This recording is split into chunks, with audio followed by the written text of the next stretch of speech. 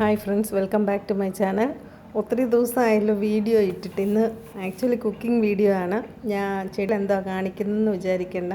അപ്പം ഞങ്ങളുടെ കിച്ചണിൽ ഇരിക്കുന്ന കുറേ ചെടികൾ, അപ്പോൾ ആദ്യം അത് കാണിക്കാമെന്ന് വിചാരിച്ചു. അപ്പം അതിന് മുമ്പേ ഞാൻ ഒരു എക്സ്ക്യൂസും പറയാം. വീഡിയോ ഇടാൻ പറ്റുന്ന സാഹചര്യം അല്ലായിരുന്നു, അതുകൊണ്ട് വീഡിയോ കുറേ ദിവസമായിട്ട് ഇടാൻ പറ്റുന്നില്ലായിരുന്നു. അപ്പോൾ ഇനി തൊട്ട് പഴയതുപോലെ വീഡിയോ ഇടാൻ ശ്രമിക്കുന്നതായിരിക്കും. അപ്പോൾ പഴയതുപോലെ ഇച്ചിരി കൂടെ കൂടുതലായിട്ട് വീഡിയോ ഇടാൻ ശ്രമിക്കും.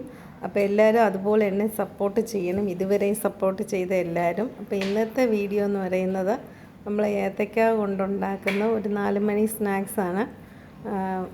അപ്പോൾ ഏത്തക്ക കൊണ്ട് ഞാൻ ഇതിനു മുമ്പേ ഒത്തിരി റെസിപ്പി ഇട്ടിട്ടുണ്ട്. ഏത്തക്ക കൊണ്ടോ അല്ലാതെ പഴം കൊണ്ടും ഒത്തിരി റെസിപ്പി ഇട്ടിട്ടുണ്ട്.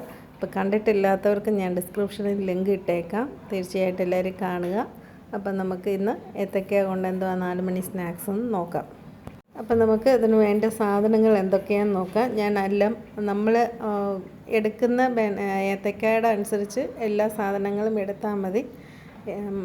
മൈദയും മഞ്ഞൾപ്പൊടിയും ഉപ്പും ജീരകവും കൂടെയാണ് ഞാൻ ചേർത്ത് മാവ് മിക്സ് ചെയ്തെടുത്തിരിക്കുന്നത്. നമ്മളൊരു ദോശയുടെ ആ പരുവം.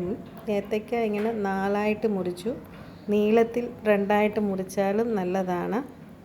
അപ്പോൾ നമ്മൾ മാവ് ഈ പരുവത്തിൽ റെഡിയാക്കി വെച്ചിട്ടുണ്ട്. അപ്പോൾ ഏത്തക്ക ഇതിനകത്ത് മുക്കി ഏത്തക്ക അപ്പമാണ്, സിമ്പിൾ ഏത്തക്ക അപ്പമാണ് ഇന്നത്തെ റെസിപ്പി. മൈദയ്ക്ക് പകരം നമ്മൾ ഗോതമ്പ് പൊടി വെച്ചും ഉണ്ടാക്കാം. മൈദ കൂട്ടത്തില്ലെന്നുള്ളവർക്ക് ഗോതമ്പ് പൊടി ചേർത്ത് ഉണ്ടാക്കിയാലും മതി. അരിപ്പൊടി കൊണ്ടും ഉണ്ടാക്കാം. അരിപ്പൊടി മാത്രം എടുത്താൽ അത്രയും സോഫ്റ്റ് ആകത്തില്ല മാവ്. അതുകൊണ്ട് മൈദയും കുറച്ച് അരിപ്പൊടിയും മിക്സ് ചെയ്ത് ഉണ്ടാക്കുവാണെങ്കിൽ നല്ല ക്രിസ്പിനെസ് കിട്ടും. ഞാൻ ഇപ്പോൾ വെറും മൈദ മാത്രമേ എടുത്തിട്ടുള്ളൂ. ഇതിനകത്ത് പിള്ളേർക്കാണ് ഉണ്ടാക്കുന്നതെങ്കിൽ ഒരു നുള്ളു പഞ്ചസാരയും കൂടെ നമ്മൾ ഉണ്ടാക്കിയാൽ നല്ല ടേസ്റ്റിയാണ്. ഞാനിതിനകത്ത് മധുരം ചേർത്തിട്ടില്ല. ഇത് നമ്മളിങ്ങനെ ഒന്നൊന്നായിട്ട് എണ്ണയ്ക്കകത്തിട്ട് തിരിച്ചിട്ട് എടുക്കുക. നമ്മൾ സിമ്പിൾ വെളിച്ചെണ്ണയിലാണ് ഉണ്ടാക്കുന്നത്. വെളിച്ചെണ്ണയിൽ ഉണ്ടാക്കുന്നതാണ് ടേസ്റ്റ്, അല്ലാതെ റീഫൈൻഡ് ഓയിൽ ഉണ്ടാക്കുമ്പോൾ അത്രയും ടേസ്റ്റ് വരത്തില്ല. അപ്പോൾ ആദ്യം കുറച്ച് ഞാൻ ഉണ്ടാക്കി കഴിഞ്ഞു, കുറച്ച് എണ്ണയെ ഒഴിച്ചിട്ടുള്ളൂ. അപ്പോൾ ഞാൻ ഒരു 3 ഏത്തക്കായ എടുത്തിട്ടുള്ളൂ. അപ്പോൾ അതിൻ്റെ അനുസരിച്ച് നമ്മൾ എടുത്താൽ മതി. ഇതുപോലെ എല്ലാ മാവും നമ്മളിങ്ങനെ ഏത്തക്ക കൊണ്ട് ഉണ്ടാക്കി കഴിഞ്ഞ് ബാക്കി വരുന്ന മാവിനകത്ത് ഞാൻ ഇച്ചിരി പഞ്ചസാരയും ചേർത്തിട്ടുണ്ട്. എന്നിട്ട് ഇത് നല്ലപോലെ മിക്സ് ചെയ്ത് കഴിഞ്ഞിട്ട് എണ്ണയ്ക്കകത്ത് ഒഴിച്ചെടുക്കുമ്പോൾ നല്ല നെയ്യപ്പത്തിൻ്റെ ഒരു ടേസ്റ്റ് ആയിരിക്കും. അപ്പോൾ ഈ ബാറ്റർ ഒത്തിരി ലിക്വിഡായിട്ട് തോന്നുന്നുണ്ടെങ്കിൽ ഇച്ചിരി കൂടെ മൈദയോ റവയോ ചേർത്താൽ നല്ല ടേസ്റ്റാണ്. അപ്പോൾ ഞാനിത് പിള്ളേരൊക്കെ ഉണ്ടെങ്കിൽ അവർക്ക് തീർച്ചയായിട്ടും ഇത് ഒത്തിരി ഇഷ്ടപ്പെടും.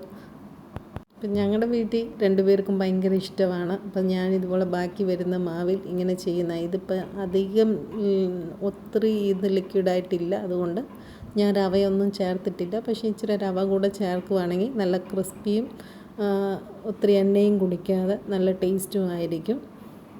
ബേക്കിംഗ് പൗഡർ ഉണ്ടെങ്കിൽ അതും കൂടെ ചേർക്കാം. അപ്പോൾ ഇച്ചിരി കൂടെ സോഫ്റ്റും ആയിരിക്കും, നല്ല ടേസ്റ്റി ആയിരിക്കും. അപ്പം ഞാൻ ഈയിടെയായിട്ട് വീഡിയോ ഇടുന്നില്ല. അപ്പോൾ എന്നോട് കുറച്ച് പേരൊക്കെ ചോദിച്ചു, ഇപ്പം എന്നെ വീഡിയോ ഒന്നും ഇടാത്ത എന്തു പറ്റി അങ്ങനെയൊക്കെ ചോദിച്ചപ്പോൾ അപ്പം വീഡിയോ ഇടാൻ പഴയതുപോലെ ഒന്ന് ശ്രമിക്കാൻ തുടങ്ങാമെന്ന് വെച്ച് അപ്പോൾ ഏത്തയ്ക്കപ്പം ഉണ്ടാക്കിയത് വീഡിയോ എടുത്തിട്ടെന്നേ ഉള്ളൂ. അപ്പോൾ എല്ലാവർക്കും ഇന്നത്തെ വീഡിയോ ഇഷ്ടപ്പെട്ടെന്ന് വിചാരിക്കുന്നു. ഇഷ്ടപ്പെട്ടെങ്കിൽ ലൈക്ക് ചെയ്യുക, ഷെയർ ചെയ്യുക.